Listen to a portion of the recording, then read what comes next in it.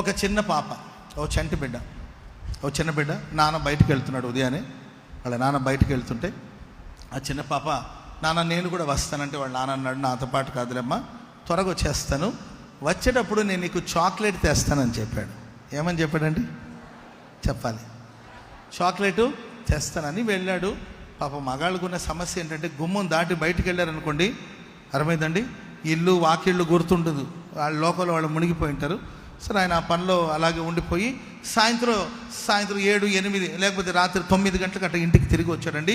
గుమ్మంలోనే వేచి చూస్తుంది ఈ పాప.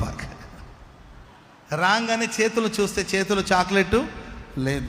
అప్పుడు ఆ పాప వాళ్ళ నాన్న చూసి ఇలా అనేదంట, నాన్న చాక్లెట్ ఏది చాక్లెట్ అంటే వాళ్ళ నాన్న, అయ్యో నేను మర్చిపోయాను నాన్న అని తండ్రి చెప్పాడంట.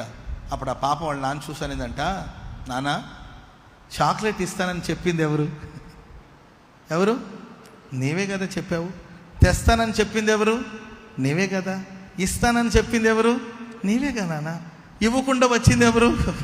తేకుండా తెచ్చింది నీవే కదా. నేను అడిగానా? ప్రార్థన కూడా ఇలాగే చెయ్యాలి. ప్రభువా నువ్వు తలగా ఉంటావు కానీ తోకగా ఉండవని చెప్పింది ఎవరు? నువ్వు అప్పిచ్చేవాడుగా ఉంటావు కానీ అప్పు తీసుకున్నాడుగా ఉండవని చెప్పింది ఎవరు? దావీదునకు చూపిన శాశ్వత కృపను చూపిస్తానని చెప్పింది ఎవరు? నిన్ను స్వస్థపరిచే యెహోవా అని చెప్పింది ఎవరు? స్తోత్రం చెప్పండి అందరు గట్టిగా. ఇలా మనం ఎప్పుడైనా ప్రార్థన చేసామా? వాగ్దానాల్ని, వాక్యాన్ని మనం చేతపట్టి ప్రార్థన చేయాలి. స్తోత్రం చెప్పండి అందరు గట్టిగా.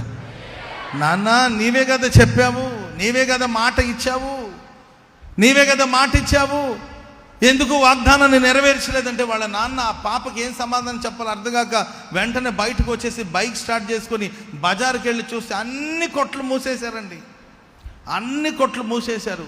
ఒక 50 రూపాయలు పెట్టి చాక్లెట్ కొనడానికి కోసం ఇంచుమించు 100 రూపాయలు పెట్రోలు అయిపోయేటట్లు బైక్ వేసుకుని అటు ఇటు తిరిగి చివరికి ఎక్కడొక మెడికల్ షాప్ ఒకటి, అప్పుడే డోర్ క్లోజ్ చేస్తుంటే పరిగెత్తుకుంటూ వెళ్ళి సరే క్లోజ్ చేయదు, డోర్ తీయండి అంటే ఎవరికో ప్రాణం పోయే పరిస్థితి ఏమో. సో ఏదో మెడిసిన్ కోసం వచ్చాడు. సార్ మీ దగ్గర ఒక చాక్లెట్ ఉంటే ఇస్తారా అని అడిగాడట.